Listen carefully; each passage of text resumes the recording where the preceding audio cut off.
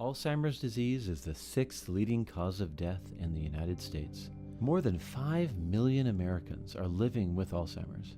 1 in 3 seniors dies with Alzheimer's or another dementia. Family caregivers spend more than $5,000 a year caring for someone with Alzheimer's. For some families, this means missing a vacation, but for others, it may mean going hungry. Every 66 seconds, someone in the United States develops the disease. One of them is my father. Here is our story. In the late 60s, my parents escaped the cold winters of the Northeast and made their way to sunny Southern California, where I was born. My name is Scott. Eventually, we moved north to the beautiful Napa Valley, but my dad did not come with us.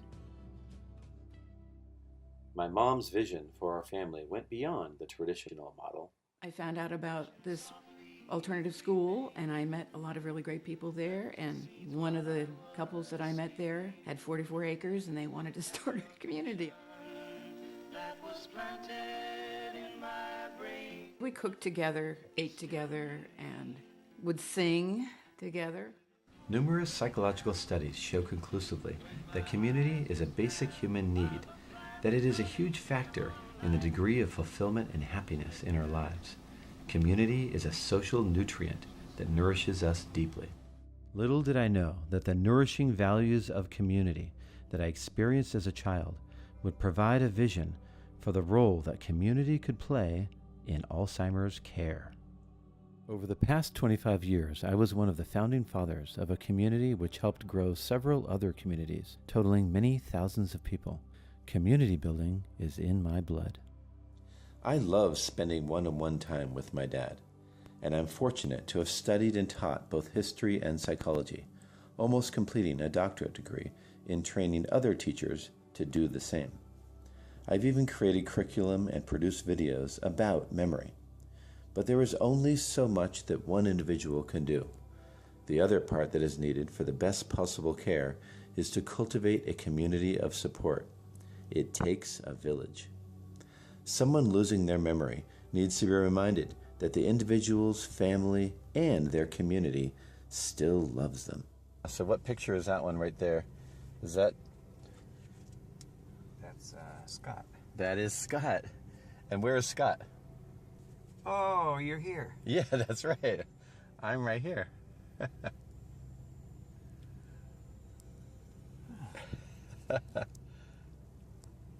Used to be so little. I was so little. I know. Look at that. Where'd this book come from? Yeah, this is your high school yearbook from 1958-59. I remember all these kids. There's Buster Lee. Buster Lee? Oh, tell me about Buster Lee. He was a friend of ours. Yeah. He worked the spinning wheel with me. The spinning wheel? Yeah. What was a spinning wheel? It was a restaurant.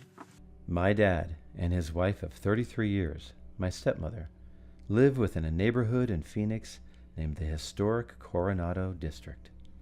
But as of now, they are only marginally connected to it. My vision is to weave my parents more deeply into the fabric of their Coronado community, providing a model for others to weave their loved ones into their chosen communities, and thereby improving the quality of their loved ones' care. The rest of this video contains magical moments with my dad, which I hope inspires our community of Alzheimer's caretakers. Robin. Siobhan. Siobhan.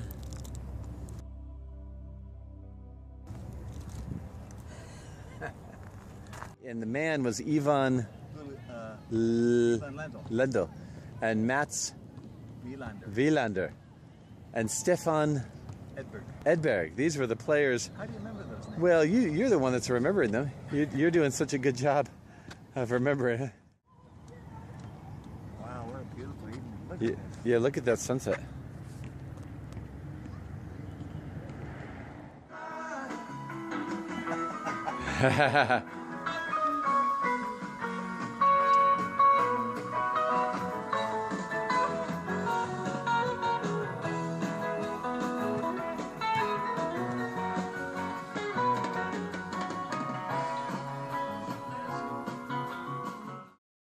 One of the joys I've experienced, that I think our communities can experience too in caretaking for an elder, is giving back time, mentorship, and parenting which they offered us.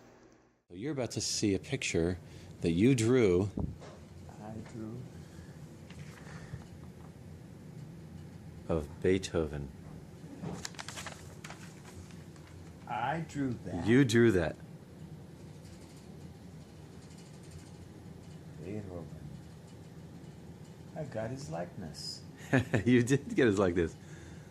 Hello, darkness, my old friend. I wrote that? Well, it's from Simon and Garfunkel. And you copied it from them on this piece of paper, but you used to sing it with your guitar. Oh. I've come to talk to you again because a vision softly creeping. Sound familiar? Mm-hmm. Left its seeds while I was sleeping. And you put all these red letters in here to guide you on the guitar, because you used to play this on the guitar. Oh, yeah. Yeah. That's what the red letters are. That's what the red letters are. So when we look at a star, we're not looking at it today? We're looking at the light that just arrived here 4, 5, 6 years later. What took it so long? Light's supposed to travel fast. 670,000 miles an hour? 186,000 miles a second. So that's a good question. What took it so long? Yeah. I wonder if there are other Earths that are inhabited. Well, what do you think? Well, there must be, because there's so many stars. There must be more worlds. There must be more worlds, more planets. Yeah. This can't be the only one. Well, most of the scientists agree that there are planets, other planets in the universe that have life. In fact, there are probably even many, many, many of them. Be interesting to find one. Huh? Yeah. You know, you said a couple nights ago, we were looking at the sunset, and you said, you couldn't paint that. No, Phoenix has the most beautiful sunsets. Yeah. And as I look at the sunset, I sometimes think, what is the meaning or purpose of this life? Any ideas? Make up your own. Make up. My purpose was to have a couple of children. You're one of them. Is that right? Thank you, Dad. I appreciate that purpose. What do you think? I think those are my babies. Oh, thank you, Dad. You look so happy.